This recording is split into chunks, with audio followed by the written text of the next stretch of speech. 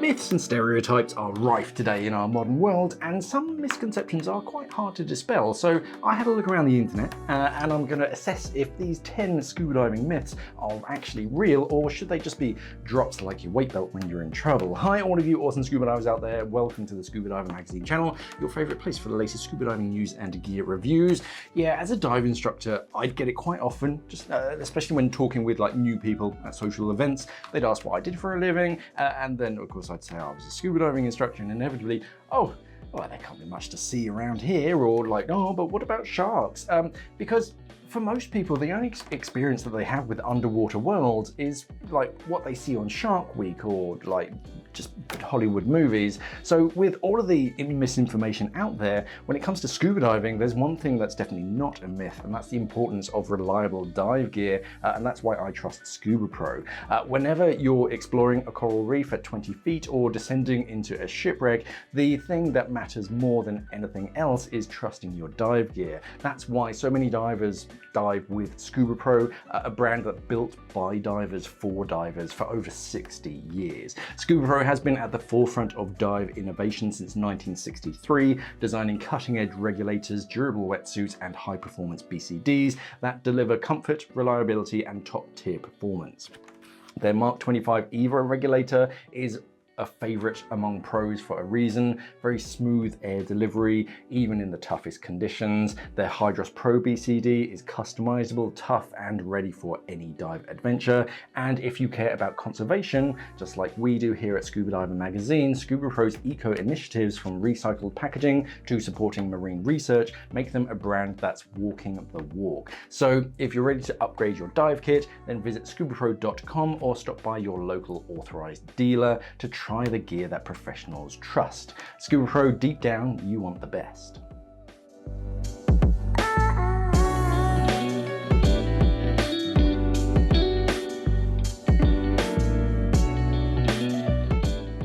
Scuba myth: you have to be a great swimmer to be able to scuba dive.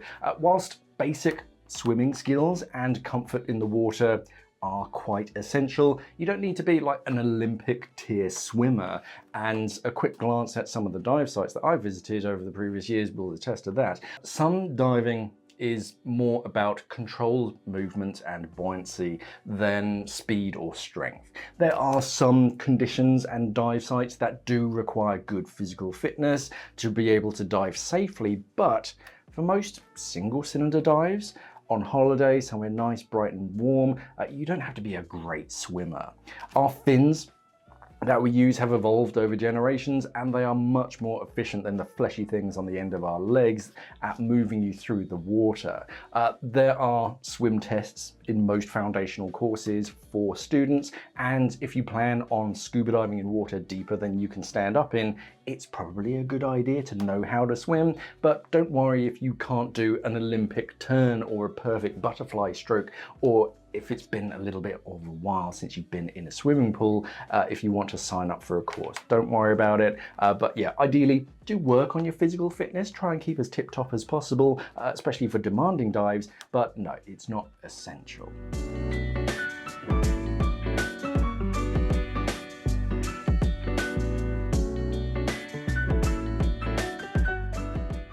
Sharks are out to get you as soon as you enter the water.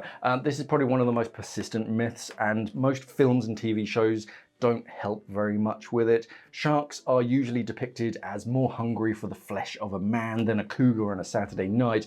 In reality, sharks more often swim away from us divers because we, as scuba divers, especially on open circuit, we're noisy, funny looking things that they don't recognize that blow bubbles, which sharks do not like. And they'd rather just kind of do their own thing, you know, away from the big, noisy, strange, funny looking thing. So shark attacks are unbelievably rare, and many dives are scheduled specifically to try and get just a glimpse of a shark in the distance because they are so elusive.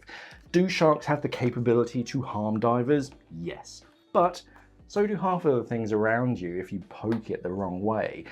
This is a diving myth that's going to be quite hard to remove from like the back of people's minds, because it's just so natural to be afraid of sharks in the first place. And both the news media, the way they talk about sharks, and Hollywood sell their articles and movies and with buzzwords and fear, it's going to be really hard to try and remove this from the zeitgeist.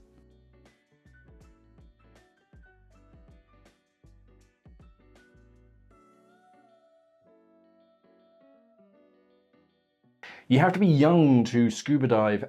Again, a quick look at most of the dive sites will prove that wrong. The minimum age for scuba diving is usually around 8 years old, but I don't think I've ever seen an upper age limit of a dive course. And that's because they're usually performance-based.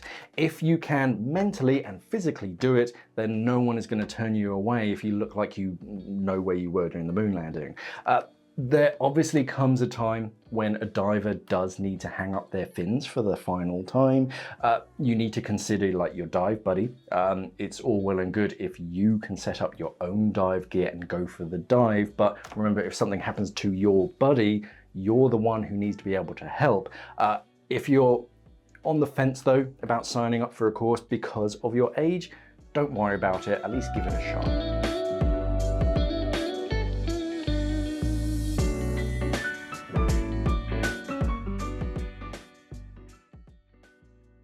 Scuba diving is dangerous. It can be, but so many other things can be. There are ways of hurting yourself whilst diving if you're negligent.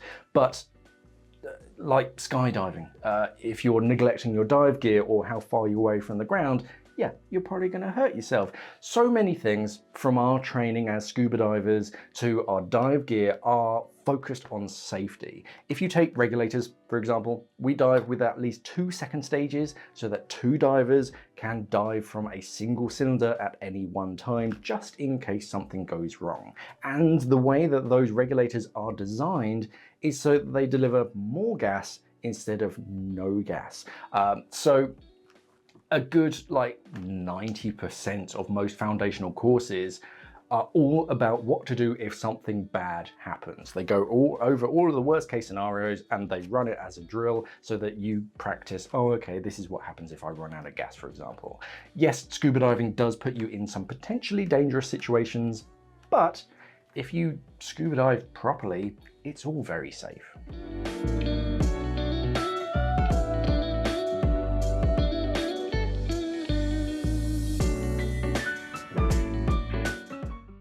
The deeper you go, the better it is. That really isn't the case with scuba diving, unless there's something specific to see down there or you particularly dislike other people. Whilst deep dives can be very spectacular and quieter because the unqualified masses can't reach those depths, many of the most vibrant marine ecosystems like coral reefs are much more vibrant in shallower waters where the sunlight supports more life. Unless there's something specific to see at depth, like a shipwreck, or the chance to see an elusive shark that doesn't come into shallow waters, then you'll tend to find me in shallower waters. There's so many benefits to staying shallower. It's warmer because the sunlight is warming the surface of the water. It's brighter and it's more colourful because of the sunlight also, and you can stay there longer. You're under less pressure, so the gas that you're breathing lasts longer. You have longer NDLs because you're not on-gassing as much, so you can stay there much longer. Unless there's something worth the decompression stops coming back up, I'm not particularly fussed about just seeing large numbers on my dive computer.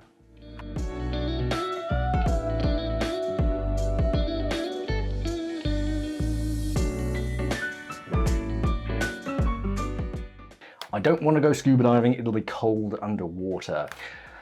Sure, if you go on a hour-long 30-meter dive in your bikini, then you probably will get cold, but we have incredible exposure protection today. This is another myth where it's technically true, but if you're ever cold on a dive, then you're not wearing appropriate exposure protection. In a way, it's nicer to wear some kind of neoprene whilst scuba diving for padding, to both protect you from rough edges of your dive gear from like rubbing on your wet skin, and also to protect you from like bumps and scrapes in and around the water. Unless you're spending a lot of time underwater or you're like wearing a shorty in the wintertime, you shouldn't get cold on a dive.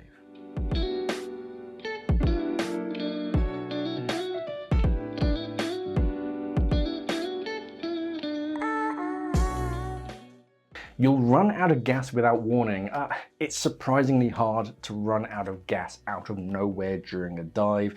The first thing is that we bring loads down with us. The amount of gas that we cram into our cylinders is a lot, and there's very little stopping you from bringing more down with you. The second is just modern technology. Wireless air integration is quickly becoming a very common feature on dive computers, and they will alert you to dropping tank pressures. It's literally something on your wrist buzzes and you go, oh, okay, I'm running low on gas. And even if you don't have a wireless air transmitter and a computer to alert you that you're running low, you can actually feel a drop when you're very low on gas in your regulator.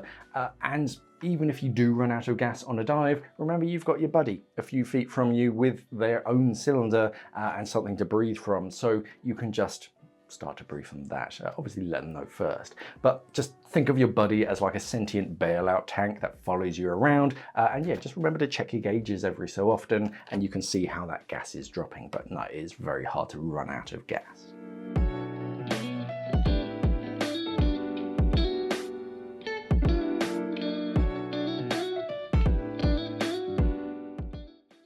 Is scuba diving expensive?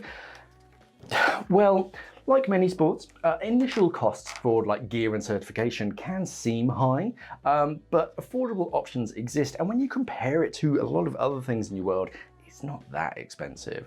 I don't think I could honestly say that scuba diving is a cheap hobby once you tally up like travel costs and servicing costs once you buy all of your own gear, but once you do have all of your own gear, you're mainly looking at like air fills. Air fills aren't very expensive, and maintenance costs, they're not ridiculous when you like add it up. Most dive centers will have rental gear that you can borrow, and if you don't dive frequently enough or you're like just starting out, then you can rent gear without having to worry about maintenance costs. So that's a cheaper alternative. But as with any hobby, it can get as expensive as you let it be. You can buy all of the fanciest gear and go to like the far-flung tropical dive sites, or you can keep it frugal and like dive somewhere closer to home. There are options out there. So it's kind of true, but it's really up to you.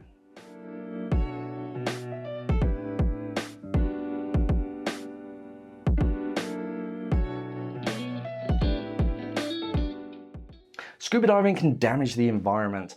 Most scuba divers are highly environmentally conscious, and there are plenty of programs that dive centers especially and organizers take part in about protecting their local reefs and promoting good diving practices. There are a few ways that we actually damage the underwater world, however. The first is physical damage, either by bumping into something or like anchoring a boat onto something fragile. Whether it's intentional or accidental, you're still damaging something. Even stirring up the substrate in some areas can actually block sunlight. If you waft a whole load of sand all over a coral, then yeah, you're blocking it so it can't photosynthesize. Even our presence in the water can disrupt normal marine life behavior, and we saw that especially during lockdown. As we weren't diving popular dive sites during lockdown, fish, especially larger pelagic species, started to return to those dive sites because they're quieter, the weird scuba divers weren't around, so they all flocked back to the dive sites. So I am an advocate for resting dive sites periodically, but yeah, we can damage dive sites unintentionally. This one's kind of true, even though most divers have the best of intentions and they only want the best health for their coral reefs.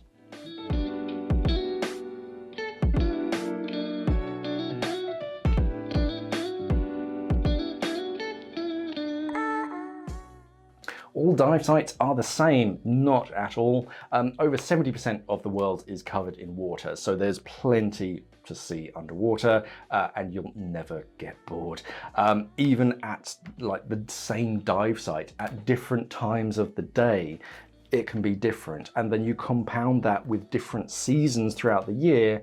Yeah, one dive site is multiple, and you always see something different. Even if I've been to a specific dive site before, I'm not going to skip the dive because it's always different and you see something unusual. And with new artificial reefs being planted, you can dive that artificial wreck when it's brand new as just a shipwreck, and then you can come back a year or two later and then it's covered in marine life, so it's changed, and another year or two and then you've got even more growth, so it's constantly changing. Sure, it can be depressing to see changes like coral bleaching when you visit a dive site and it's not quite the same as it used to be, but the underwater world is always changing. All in, yeah, some myths are actually true, but usually with a caveat. The same with all activities, really. You can say that eating food is a safe activity, but you can always choke on food. So for most myths that worry non-divers from trying it out, we have quite a simple argument that alleviates their worries. The best thing that we can do as divers is to talk to non-divers and head over to ScubaPro.com to check out the Scuba Pro website. I'll pop a link up here in the description to check out their latest dive gear and if there's any deals on at the moment. But yeah, if you are a scuba diver and you have non-diving friends, just don't talk their ear off about it and don't put them off, because Jesus, Stephen's being a bit strong about scuba diving. I'm never going to do that. Just kind of say, hey, I'm just going with my local dive club if you want to hang out, and then you can talk them into a try dive, and then you might get them into actual scuba diving. So yeah, it is all about just representing, basically. But anyway, that's it for today. Remember to do all that social media stuff, like, share, subscribe, visit our website divernet.com. Thank you for watching, everybody, and of course, safe diving.